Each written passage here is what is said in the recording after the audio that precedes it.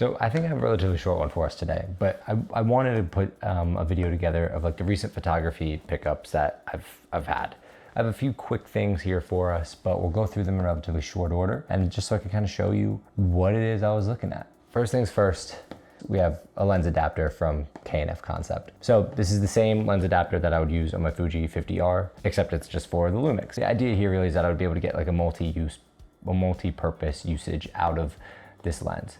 So opening it up, you can see we got a pretty simple adapter here. We'll kind of push it up here so you can see it on the camera a little bit better. I think this was like $28 if I remember correctly on Amazon. There's no electronics in it. Usually that's what's gonna skyrocket the cost of these things. So this one's really just some metal and some plastic, and it allows me to put some Contax lenses, like this lens that we have right here, onto the Panasonic that we're shooting this with. So just trying to add some more versatility to the kit, give me a little bit more bandwidth out of the tools that I'm already using without breaking the bank. The other benefit of this is these lenses are really small. This lens is all of this tall. And so if I wanted to adapt it to this camera, it makes it really easy for me to kind of have a pretty lightweight shooting experience, whether for video or whether for photography, which I don't use that camera really for photography at all, but maybe now I'll try.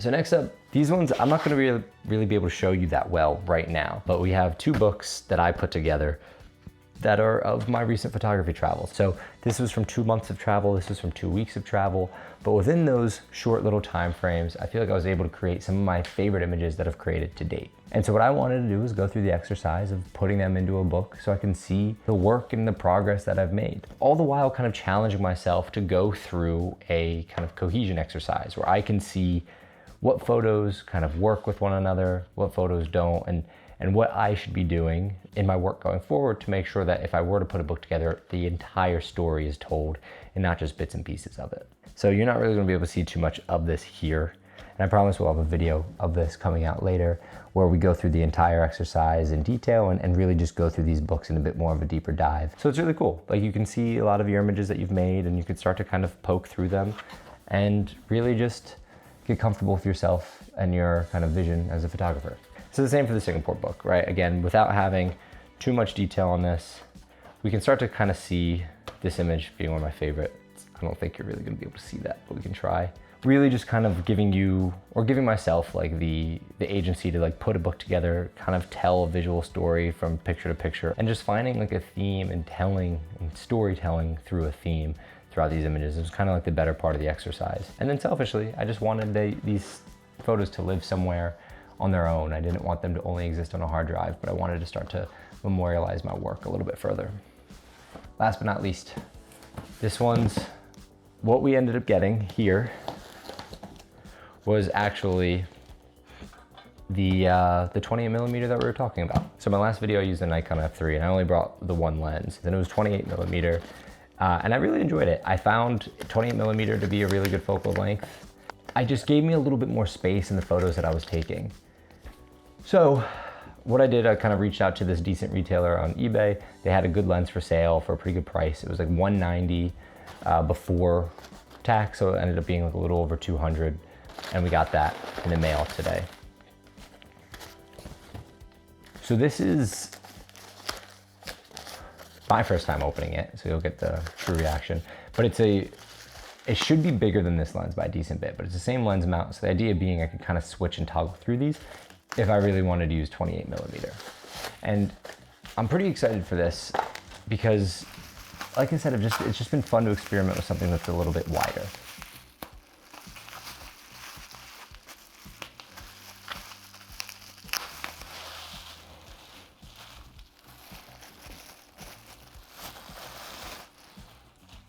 Yeah.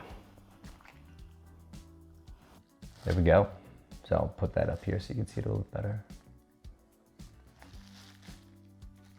This is, I can already tell this is a nice lens. It's heavy, but in like a good way. Like the weight to it is nice.